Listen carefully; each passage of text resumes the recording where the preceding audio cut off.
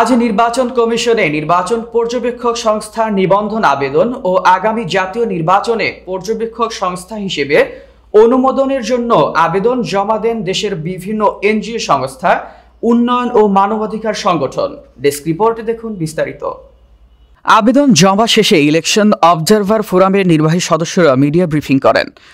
এতে উপস্থিত ছিলেন ওয়ার্ল্ড হিউম্যান রাইটস অর্গানাইজেশনের চেয়ারম্যান ও ইলেকশন অবজারভার ফোরামের প্রধান সমন্বয়কারী মহিউদ্দিন আমিন, এনজিও সংস্থা human development for poor society নির্বাহী পরিচালক Abdul Baset, peoples association for social অ্যাডজাস্টমেন্টের নির্বাহী পরিচালক সৈয়দ হুমায়ুন কবির, সেতু রুরাল ডেভেলপমেন্ট সোসাইটি নির্বাহী পরিচালক মোহাম্মদ হোসেন সহ নির্বাচন পর্যবেক্ষক ফোরামের সদস্য ও এনজিও প্রতিনিধিবৃন্দ।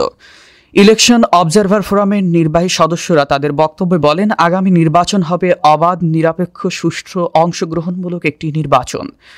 বাংলাদেশের ইতিহাসে সেরা একটি নির্বাচন হবে যাতে জনগণ তাদের ভোটের অধিকার প্রয়োগ করতে পারবে। এই নির্বাচন যেন বহির্বিশ্বে গ্রহণযোগ্য একটি নির্বাচন হয়। এই নির্বাচনের মধ্যে দিয়ে দেশ যেন আইনের শাসন প্রতিষ্ঠা হয়। বাংলাদেশে আগামী জাতীয় নির্বাচন দেশে ও বহির্বিশ্বে একটি ইতিহাস হয়ে থাকবে।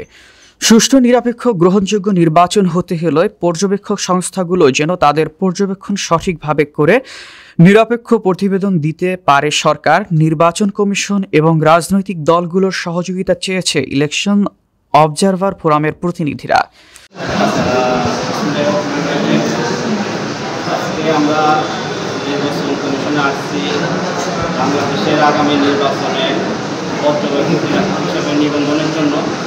আমরা আশা করি বাংলাদেশের আগামী নির্বাচন হবে একটি স্বচ্ছ, নিরপেক্ষ, ফেয়ার ইলেকশন, যেটা বাংলাদেশের মানুষের ভোটার অধিকার নিশ্চিত করে, তরুণ যুব সমাজের প্রতিটি মানুষের ভোটার অধিকার নিশ্চিত করে বাংলাদেশের আগামী নির্বাচন একটি সুন্দর, অবাধ, সুস্থ, নিরপেক্ষ নির্বাচন হয়েছে, ভোটার অধিকার প্রয়োগ হয়েছে, শান্তিপূর্ণ একটি অবাধ নির্বাচন হবে। আমরা চাই সকল দলের অংশগ্রহণ সুন্দর একটি সুষ্ঠু নির্বাচন অনুষ্ঠিত হয়।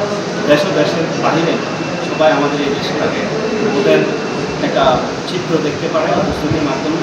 আমরা সেই নির্বাচনের লক্ষ্যে আজকে নির্বাচন পর্যবেক্ষক নিবন্ধনের লাস্ট ডেট ছিল। আমাদের আজকে প্রায় থেকে 250 পর্যবেক্ষক সংস্থা জমা দিয়েছে।